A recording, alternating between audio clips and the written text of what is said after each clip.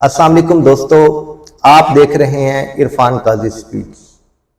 दोस्तों, आप जानते हैं स्वात पाकिस्तान का एक खूबसूरत तरीन सियाहती मुकाम है जहां लाखों लोग सालाना अपने प्यारों के साथ सैर तफरी और कुछ खुशी के लम्हात बिताने के लिए आते हैं।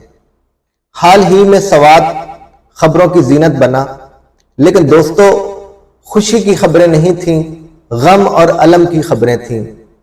खबर ये थी कि 18 स्याह जान की बाजी हार गए। वो इस तरह हुआ कि आप जानते हैं, अचानक तूफानी बारिशें और सैलाबी रेलों की वजह से 18 स्याह वहां घूमने के लिए गए हुए थे, तो वो अचानक जान की बाजी हार गए। लेकिन आखिर क्यों? दोस्तों, मेरी तरह हर पाकिस्तानी ये सवाल पूछ रहा है कि इन 18 हलाकतों की जिम्मेदारी किस पर आयद होती है। ये 18 अमवात किसकी गफलत और नाकामी की भीड़ चढ़ी हैं?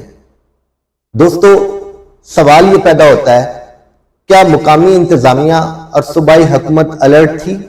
मौसम आ चुका है तूफानी बारिशों और सैलाबी रेलों का, तो उससे निपटने के लिए कोई निज़ाम मुतारिफ किया जाए। आवाम को बचाने के लिए, उनकी सेफ्टी के लिए कोई ऐसा सिस्टम दिया जाए कि जिससे लोग आए, अपनी खुशी के लम्हात भी बिताएं और वो घरों को वापस बाहिफाजत जा सकें।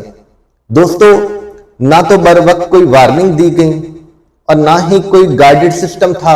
ये डिजास्टर मैनेजमेंट अथॉरिटी भी सिर्फ फाइलों की हद तक महदूद है, प्रैक्टिकली उसका भी कोई काम हमें देखने को नहीं मिलता।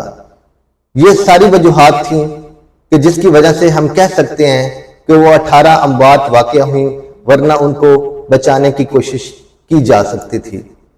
आज की वीडियो में दोस्तों इतना ही, मिलते हैं किसी और वीडियो में। अल्लाह हाफिज।